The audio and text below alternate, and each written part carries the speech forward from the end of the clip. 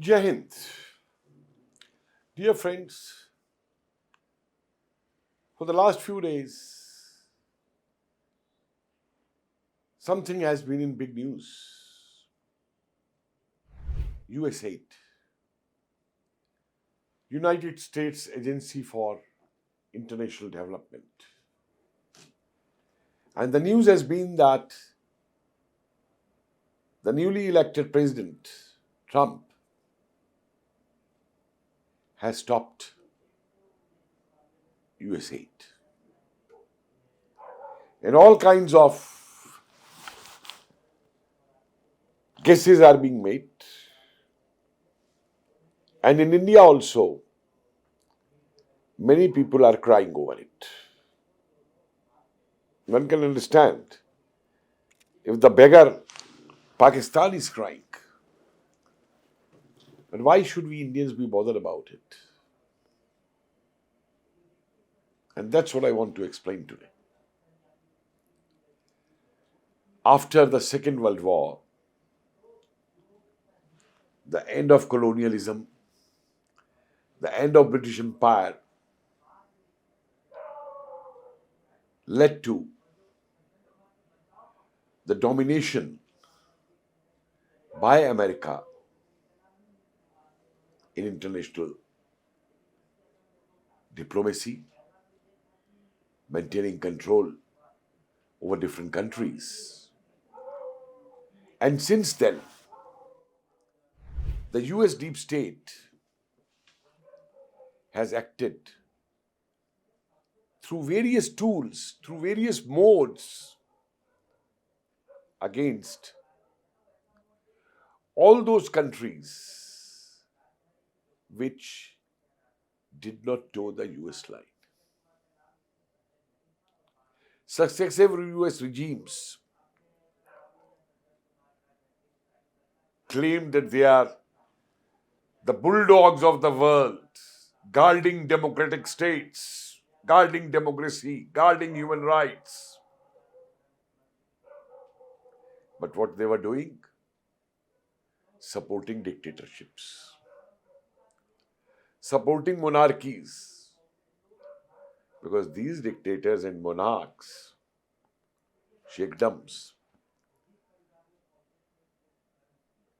were all subservient to what the US interests were and were taking them forward. And all those who opposed it were either taken as a ally of the Cold War struggle of Soviet Union or as enemies. And there is a long history in this regard that how the US deep state expanded its tentacles world over in different regimes. Now coming to India, I'd like you to recall September 1960, the Nehru era in India, when the Congress policies since 1947 could not support the agriculture sector, and there was extensive food shortage in the country. And at that time, an agreement was done with the US under that PL 480, what we call it, that US will send wheat to India. And which wheat was that? Red wheat. I remember as a child myself, because we Indians never used to have that red wheat. We will take white wheat only, what we call. This red wheat, which is meant for animals, to feed the animals, was sent to India. And among the conditions in this agreement was that whatever money or will come out of the sale proceeds or whatever out of that will be given to the American Technology Mission in India. for their expenditure. And that's how the American Center came up in Hyderabad. The American Library Congress came up. Besides, this money was used to bribe and to influence many Indians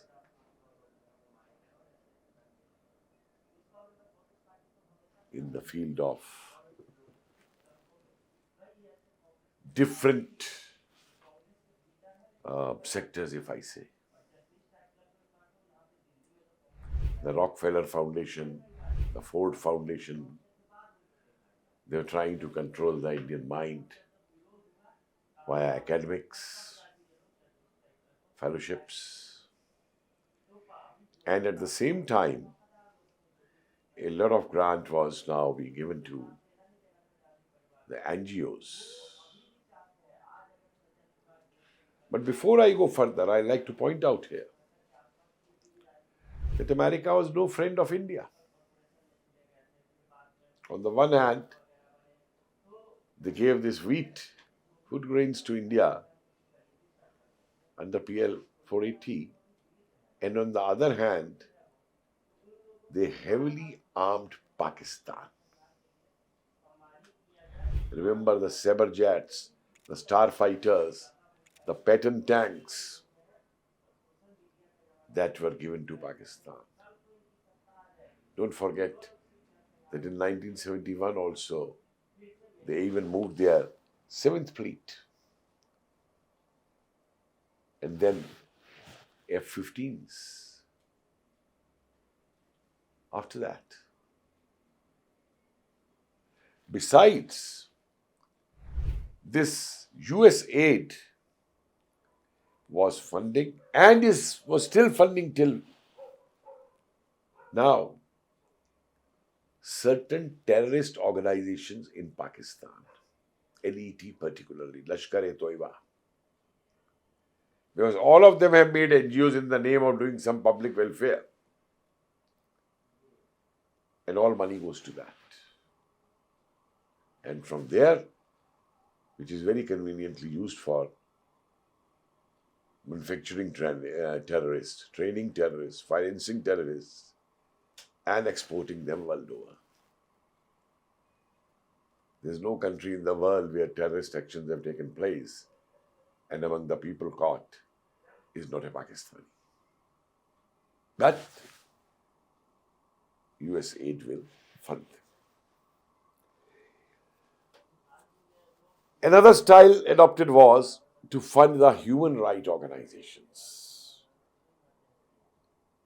to create problems for their comments. In India, we had these organizations,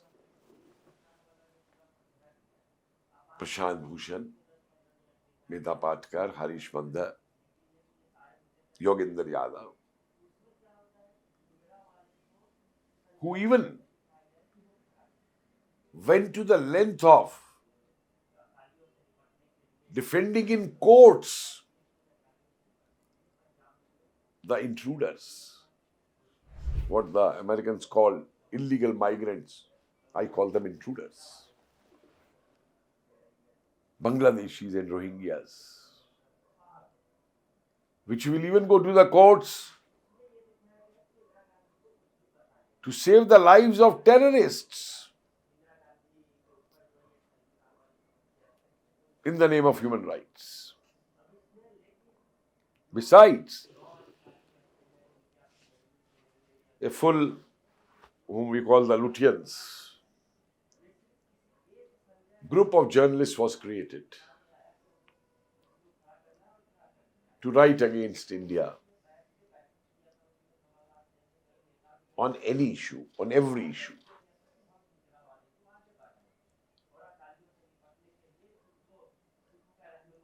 And these journalists were given fellowships, travel and hospitality. Their articles would appear in New York Times, Washington Post, or other foreign journals, so that the view projected outside world, in front of outside world, is that India is suppressing human rights, India is suppressing minorities, there's no respect for women in India by any field. They do it. Even Rajiv Gandhi Foundation was getting funds through this.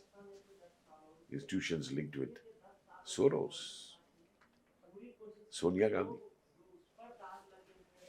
being I think she's the vice president or vice chairman in that, what is that organization of Democratic Leaders Alliance in Asia or something, which shows the map of India taking Kashmir away, what we call the Pak-occupied Kashmir. It shows as Pakistan. And she never objected to it. You will find the representatives, the managers of Soros, in that walk, the march with Rahul Gandhi, did in India in the name of unity. That Mahajan, Soros manager, in his meetings in America. And Sam Petroda, I call him his uncle, who manages it from there. That's one way. Another area adopted was to finance the activities of Christian missionaries in India to convert the people. And this was not something new. In 1946 itself, the American missionaries were very active in northeastern states of India, particularly Nagaland at that time. Even the interim Prime Minister at that time, Nehru, in a Congress session in Meerut in 1946, was told by a delegate from Nagaland that these American missionaries are influencing them not to join India. And Nehru had said very lightly that India's freedom struggle will not start from Nagaland. Now these conversions and the money coming to them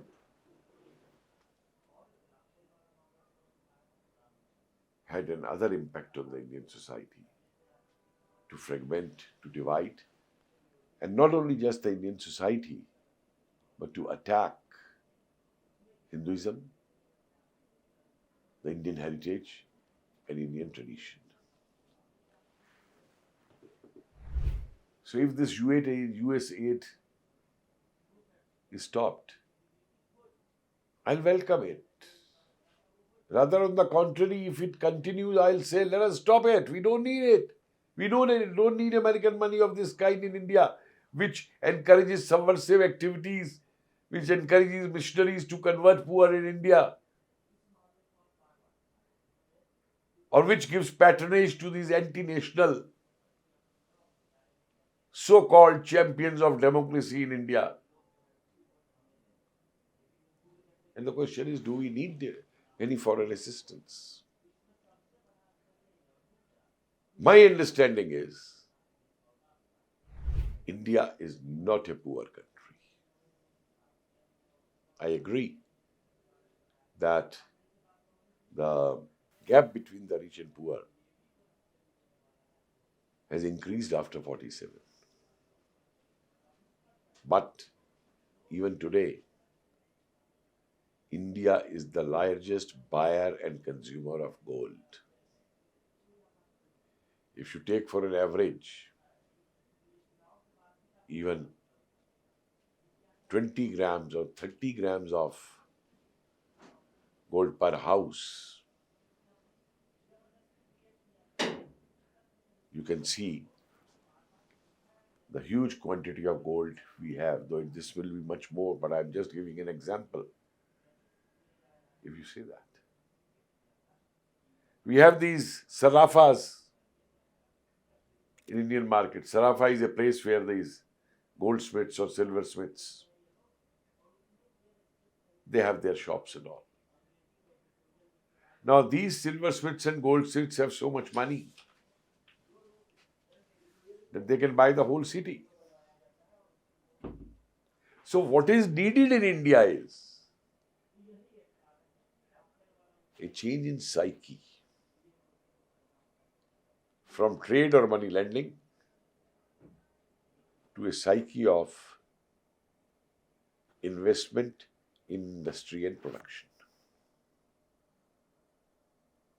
And that is why our Prime Minister has been emphasizing on manufacture in India, make in India. Because today, when we are the fourth largest economy in the world, you can imagine that if our economy improves more and more, what will be the state of this European powers and Americans? And it is that aspect which makes the deep state of those countries, particularly America, through these agencies like USAID, tying with different NGOs and different people, work against India. So be cautious, be careful, and don't go into the trap of the wailing and crying of those who used to benefit by this USAID to carry out their nefarious activities in India and fill their own coffers through US money. Jai Hind.